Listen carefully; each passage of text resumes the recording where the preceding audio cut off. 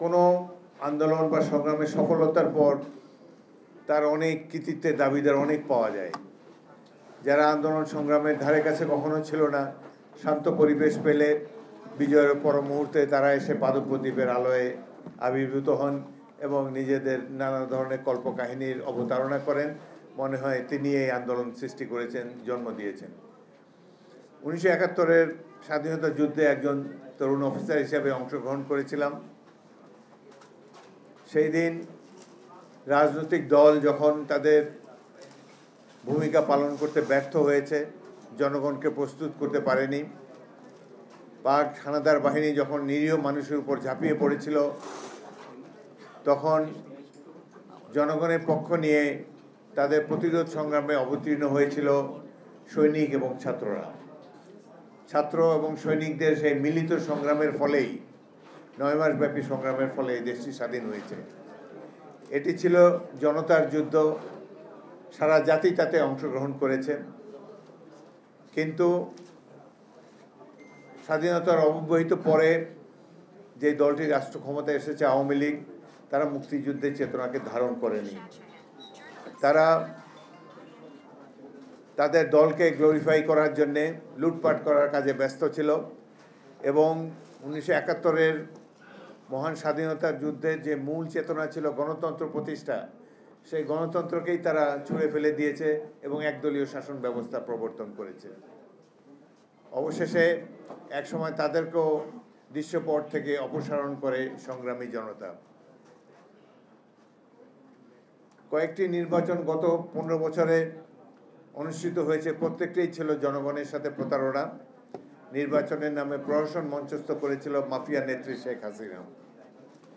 আওয়ামী লীগের এই দুঃশাসনের বর্ণনা সারাদিন করলেও শেষ হবে না। কত মানুষকে তারা হত্যা করেছে, গুম করেছে। বিরোধী দলকে দমন করতে গিয়ে এক বিভীষিকার রাজত্ব তারা এই দেশে কায়েম করেছিল। লক্ষ কোটি কোটি ডলার তারা বিদেশে পাচার করেছে। আওয়ামী লীগের একজন প্রতিমন্ত্রীর 360টি বাড়ি আছে লন্ডন শহরে, দুবাইতে আছে, আমেরিকাতে আছে, অকল্পনীয়। তাদের নেত্রী অনেক ভালো ভালো কথা বলে গিয়েছেন, কিন্তু লুটপাটে তিনি বিশ্ব রেকর্ড ইতিমধ্যে করে গিয়েছেন। জাতীয় সংসদে 34টি আসন এই শেখ পরিবারের ছিল। সাধারণ মানুষ ভোটের বাক্সের নাগাল কোনোদিন পায়নি।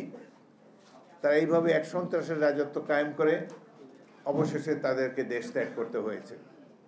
আমি ধন্যবাদ জানাতে চাই তরুণ ছাত্রদেরকে, যারা কোটা আন্দোলন দিয়ে শুরু করেছে এবং শেখ হাসিনার দুঃশাসনের ফলেই এই কোটা আন্দোলন এক দফার আন্দোলন, হাসিনা হটাও আন্দোলনে পরিণত হয়েছিল।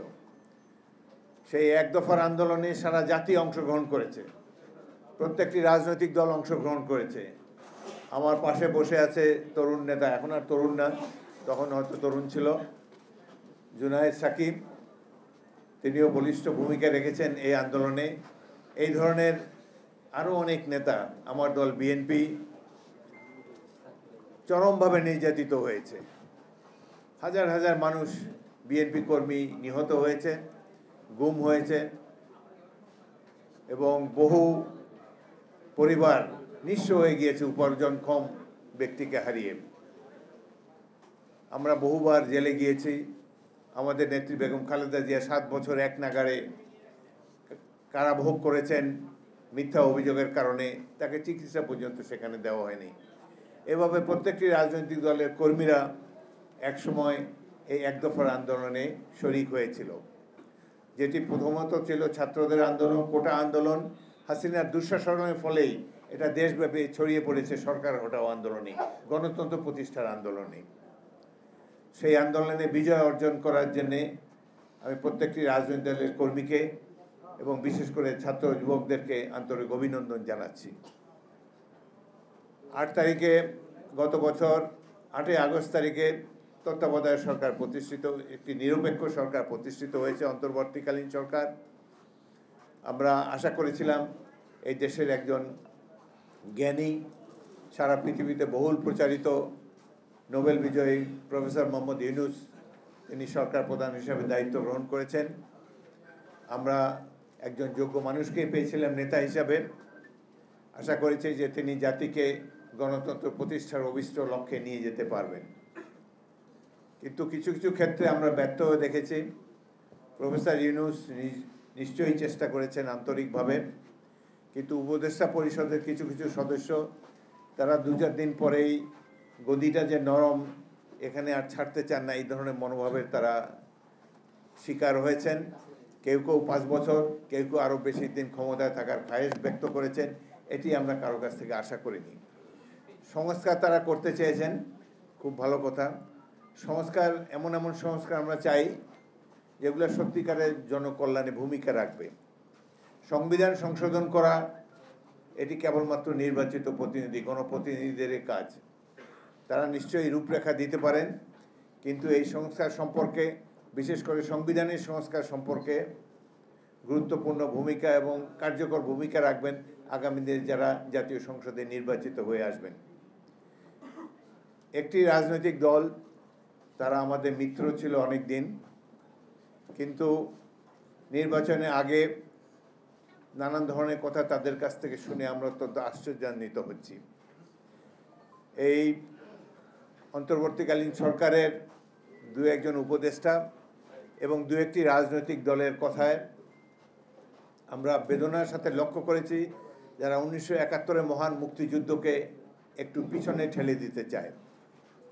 শহীদ রাষ্ট্রপতি জিয়াউর রহমানের ভূমিকা, বিশেষ করে 1971-এর সাধারণ মানুষের, সৈনিক, ছাত্র, বিভিন্ন পেশার মানুষের যে গৌরবময় অবদান, সংগ্রাম, আত্মদান, সেটিকে ভুলিয়ে দেওয়ার জন্য তারা নানা ধরনের কথা বলে। একটি রাজনৈতিক দল বলেছে 1971 সালে জাতি নাকি পথভ্রষ্ট ছিল এবং সেদিনের সেই স্বাধীনতা আন্দোলন নাকি ভুল ছিল। এই ধরনের কথা আমরা বাংলাদেশে কোনো রাজনৈতিক দল বলবে আমরা কখনো এটি আশা করি না। 71-এর মহান সংগ্রামে সারা জাতি অংশগ্রহণ করেছে, এটি কোনো রাজনৈতিক দলের সংগ্রাম ছিল না। 1971-এ পাক বাহিনী যেভাবে অত্যাচার নির্যাতন করেছে, জনগণের উপরে হত্যাকাণ্ড চাপিয়ে দিয়েছে, সে সময় প্রতিরোধ করা ছাড়া কোনো উপায় ছিল না।